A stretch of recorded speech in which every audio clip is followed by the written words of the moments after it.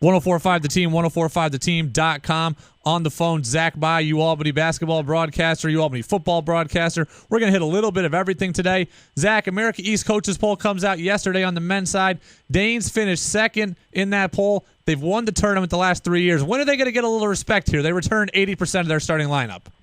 Well, you know what? I'll tell you this, Brady. I think that if they were picked first in the league, it would feel a little bit bizarre because this team has won the championship 3 consecutive years. And last year they were picked third in the preseason poll. The year before that they were picked third. And the year before that they were picked fourth.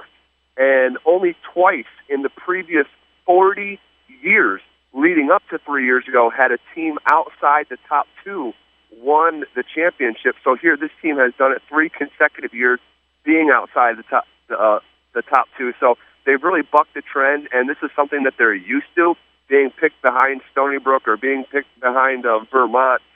So this is absolutely nothing new, and quite frankly, it's their highest of place they've been in the preseason. So I think they'll take it and they'll use it as motivation, as Will Brown typically spins it. You're a Scotia guy, and we've heard about Joe Primo a lot. We've talked about him a lot on this station. He is drawing rave reviews here in the preseason. How impressed are you with what you're hearing out of UAlbany about Joe?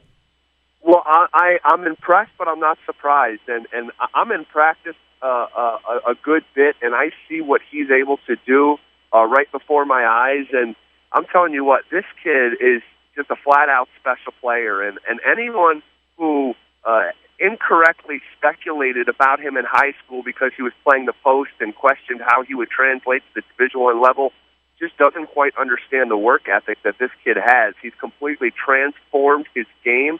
He's a terrific ball handler. Quite frankly, it wouldn't surprise me if by the end of his career he's playing some point guard. Joe can do it all. He can shoot it. He can bring guys in the post. He's got some of the best footwork I've ever seen. He's got the mid-range jump shot down. He's the most competitive kid I've ever been around.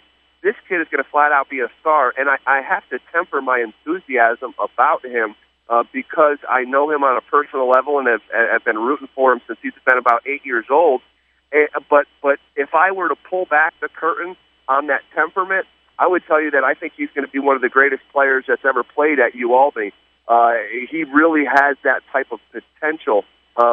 He's got to stay healthy, and of course he's got to have pieces around him. But you're seeing him already potentially break into a lineup that returns 4 or 5 starters from a championship team and has all conference players at the 1, 2, and 3. Which is the only potential spots that he would ever play. So the fact that he's even being mentioned in the mix in those spots is a huge credit to this kid and the work that he's put in for over a decade. UAlbany football on the bye week. They've been blowing out the last 3 weeks, Zach. Is this the most needed bye week ever right now?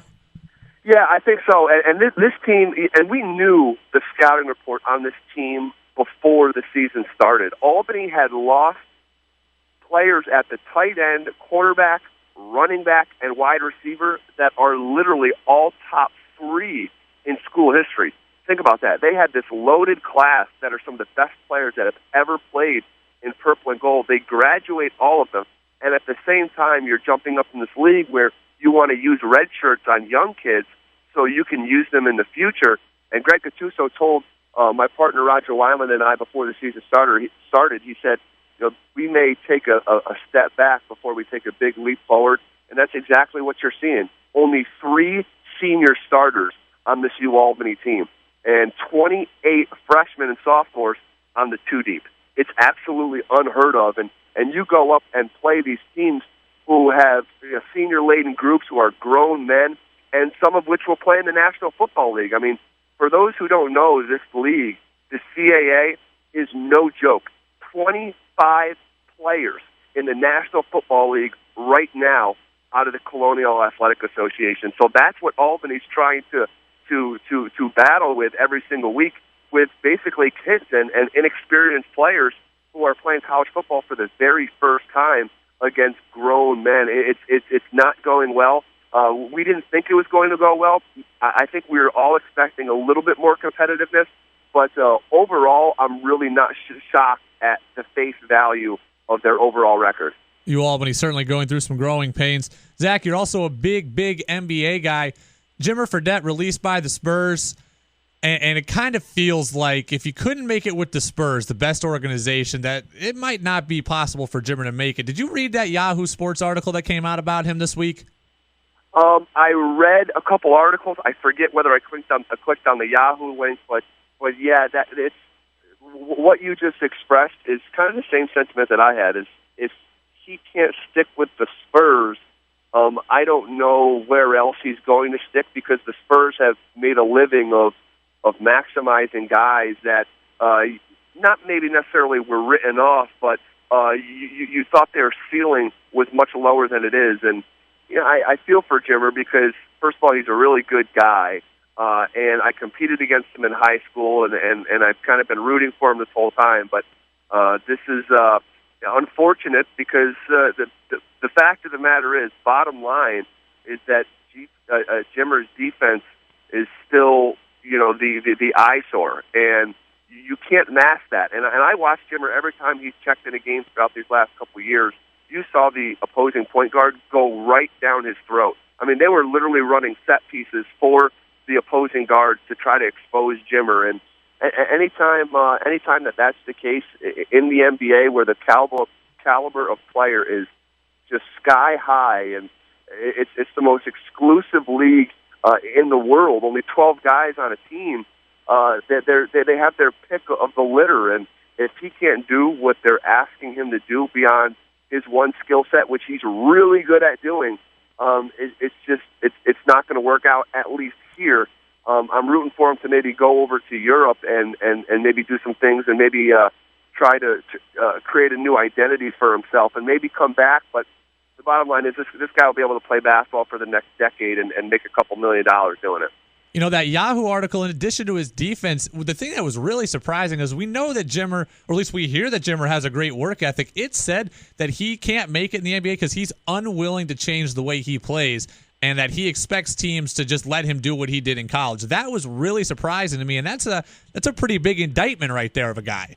Yeah, I did read that article actually, and they had him quoted saying, well, this is what I did at BYU and things of that nature, and I take that stuff with a grain of salt. I would think that when it comes to trying to be able to get on the floor, Jimmer would be willing to do whatever you would ask him to do. So I'm not sure I take those quotes and would get them tattooed.